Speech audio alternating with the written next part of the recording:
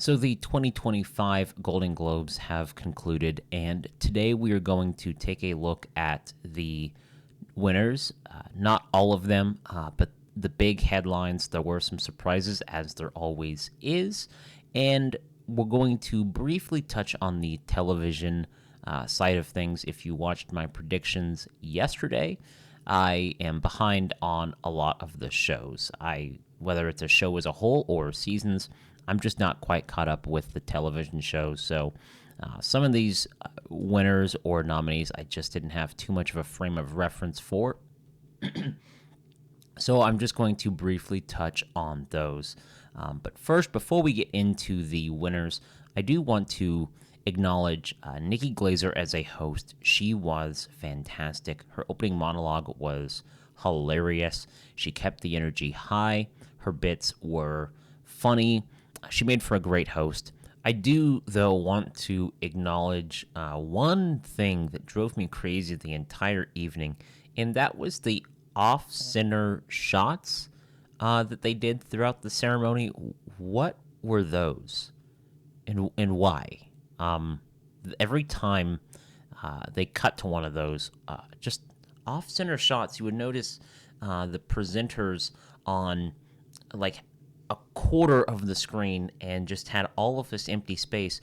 Not empty space, it was the audience, but it just didn't feel, it felt awkward. So that drove me crazy the entire evening. And a common gripe that I have with award shows is not showing clips of the films or the performances that are being nominated. I understand that it does add time to the show, but I really do think that those clips are important, especially when you're acknowledging the performances that are being nominated.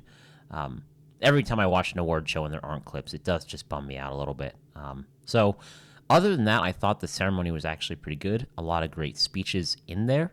But with all of that, let's go ahead and dive into the winners here. Let me share my screen. There we go. Once again, on the Golden Globes website, this was Best Picture Drama. Really no surprise here. The award went to The Brutalist. I didn't see this going any other way. Best Musical or Comedy. This one was a bit of a surprise and really throws into question the success that I really thought Anora would have this award season. The award went to Emilia Perez. Now, I haven't seen this film. I will be watching it very soon. But I really thought, given the momentum and love for Anora, I really thought that this was a locked down category, kind of like Best Picture drama. I really thought this was a no-brainer and would go to Anora, but Emilia Perez really snuck in there and won quite a bit. I think it led the film nominations, if I'm correct, last night. So this decreases Anora's chance at the success that I thought it would have, and now increases Emilia Perez. I think we should be taking this film a lot more seriously now as a frontrunner for a lot of major categories, particularly Best Picture at the Oscars. We do have a lot of important award shows between now and the Oscars ceremony, but I will be considering Emilia Perez as a frontrunner for Best Picture. I don't think it's going to beat The Brutalist. I really, really don't. But it's not out of the competition. That is for sure. Best Motion Picture Animated. Again, this was one that kind of surprised me, but in the best way. I really thought The Wild Robot would take this category. But when they announced that Flow won the award, I was so happy. As a lot of you know, I watched Flow at the end of last year, the tail end, and it surprised the heck out of me. I thought it was fantastic. I would have loved to have also seen Memoir of a Snail win, but Flow taking the award was a surprise, but a very, very welcome one. I could see it now taking the Oscar. I do still think The Wild Robot is the frontrunner, but kind of like musical or comedy here. Flow is now one that we shouldn't be sleeping on. Next up was non-English language film. This one was no surprise. I didn't see this going any other way. Amelia Perez took that award as well. Best performance from a female actor in a drama. This was kind of one of those categories where it didn't feel like there was really any set winner here. I did pick Angelina Jolie for her performance in Maria, but Fernanda Torres coming in for the win for I'm Still Here was a bit unexpected. I will definitely try and check this film out as soon as it becomes available but it'll be interesting to see how this affects the Best Actress category going forward as well. She could be our front runner now, but again, I'm not quite sure how with the Golden Globes separation with drama and musical or comedy, and kind of weaving that into the Oscars one category. I do think we have a pretty interesting race here between Fernanda and Demi, which we will get into here very shortly. Best actor in a drama. Again, really no surprise here. Adrian Brody for The Brutalist. I have heard that performance is excellent. Cannot wait to see him in that film when it becomes available in my area. Let's go. I guess we have to switch pages here.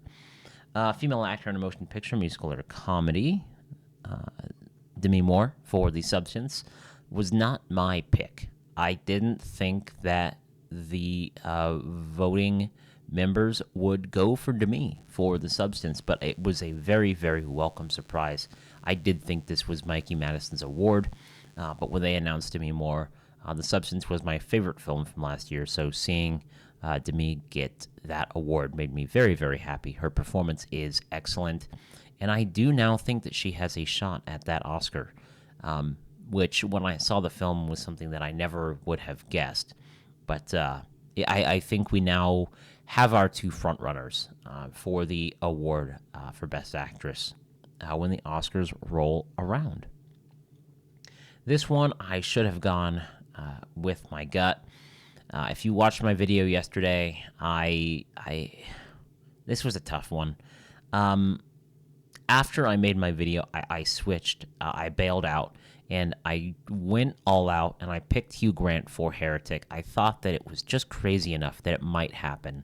So I went, and Sebastian Stan, who I initially thought would win it, did end up winning, so that was just a tough situation where I should have just stuck with my instinct and kept Sebastian Stan in there. Glad he won for A Different Man. That film is excellent if you haven't seen it, and he is very good in it. Best performance by a female actor in a supporting role, Zoe Saldana. Again, I really didn't see this going any other way. If it had, it would have been Ariana Grande for Wicked, but this was kind of Zoe Saldana's award to win. And I think we'll see that continue through the rest of awards season. Best performance by an actor in a supporting role. Same thing here. This was Kieran Culkin's award to win, and I think he's going to most likely sweep this category for the remainder of awards season. I will be interested to see if there are any upsets at some of the major awards to kind of shake things up, but I don't see that happening. Kieran Culkin is so good in A Real Pain, and the Oscar's his. I really, really think at this point that he's going to win the Oscar for supporting actor. Best director, Brady Corbet for The Brutalist. Again, this was just one of those ones that there is no other way that I could have seen this going. His speeches last night were fantastic also. If you didn't catch either of his speeches, they were just so passionate about film and the arts as a whole. I loved both of his speeches, and his first one, he did a beautiful thing and he acknowledged the people that he lost while he was trying to make this film. And then acknowledged the unfortunate passing of Aubrey Plaza's husband, and saying that his thoughts were with her and his family. Also, a very, very nice moment to acknowledge that unfortunate situation. So I'm now definitely going to stick with Brady for the Best Director award for the rest of awards season. Best Screenplay. I mean, this was one. It was a tough one. I did go with Sean Baker for Anora, but I just, in the back of my mind, I knew it could be Conclave. And sure enough, I should have just gone there and said Conclave. I should have kind of gone with my instinct. I think I put too much hope and my own personal love for the Anora screenplay into my decision, and I got it wrong. But that's part of the game here. Conclave now will most likely be winning the Oscar for Best Adapted Screenplay. But for all the other awards where it's just Best Screenplay, I do think we have a pretty close race here between Anora and Conclave here. Best Original Score. This one was another bit of a surprise. I did think this would go to The Brutalist, but going to Reznor and Ross for their Challenger score made me very happy. I like that score quite a bit. I think it really elevates the chaotic nature and the intensity of Challengers as a film as a whole. I think it's an excellent score. Very glad to see them win in this category. I'm still not 100% sure on this category. I do still think that we could see some shakeup, but Reznor and Ross winning the Oscar would be a great thing to see. Best Original Song. Again, if you watched my video yesterday, you know that I actually haven't heard any of these songs except for the one from The Wild Robots. But I did go with El Mal from Amelia Perez. And sure enough, that one did win.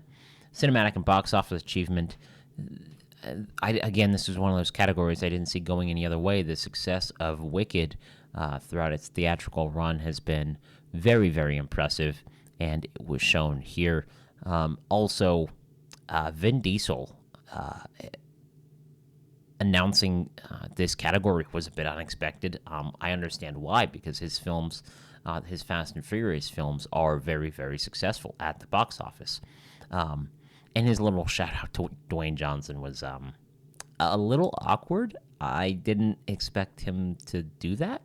And I don't think Dwayne Johnson did either. I know that they've said that they've squashed whatever beef was going on between them, but that moment definitely was a bit awkward.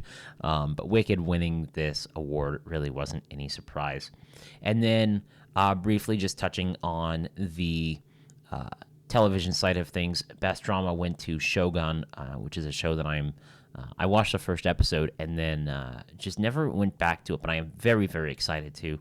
I love that first episode. I thought it was great. So Shogun, and also Shogun really having a presence in these television awards as expected was very nice to see. Hacks won musical or comedy. I'm very excited to start that show. I haven't seen any of it, but I can't wait to. Baby Reindeer took limited series. I did watch this, and it was a deserved win here. And then just some of these smaller, not smaller, but performances that I just really don't know too much about. Shogun winning the award for Best Female Actor in a Television Series Drama. And then again here, more Shogun. I need to watch this show. Gene Smart winning once again for Hacks. It was really just between Hacks and Shogun here for a lot of the television stuff. I haven't watched all of season 3 of The Bear. I started it, and it was just kind of one of those other instances where I got too busy and never went back to it. I was a bit surprised that Jeremy Allen White did win, because I've heard that season 3 isn't the best, I'm not going to comment on that because I haven't finished it, but I know that people weren't quite as big on it as they were for the first 2 seasons, so I was a bit surprised that he won again here. Jodie Foster winning was a bit of a surprise as well. I would have gone with Kate Blanchett for Disclaimer. I did watch that series, and I thought it was very, very good. And, of course, unsurprisingly, she was very, very good in it. And this list really does just go on here. It's Baby Reindeer, once again. Jessica Gunning, a great performance in there. Colin Farrell winning for his role in The Penguin was, again, not something that I would have expected him to win. I do think his performance is awards worthy and a deserved win, but I really I didn't see this award going to him for some reason, and I guess I should have, because it is phenomenal, his work in that show. So I was very, very glad when his name was announced in this category. And then more wins for Shogun here. And then Ali Wong's comedy special. I haven't watched any of these, actually, but I might check it out. Might check a couple of these out. After Nikki Glazer's opening monologue, I will definitely be checking out her special because she was absolutely hilarious. So that is kind of... I think that is it for these nominations. I know I did skip over a few of the television ones, but again, it's just because I need to catch up on television. I really, really do. So what did you think of the Golden Globes ceremony last night? Did you watch all of it? Did you just read the winners this morning?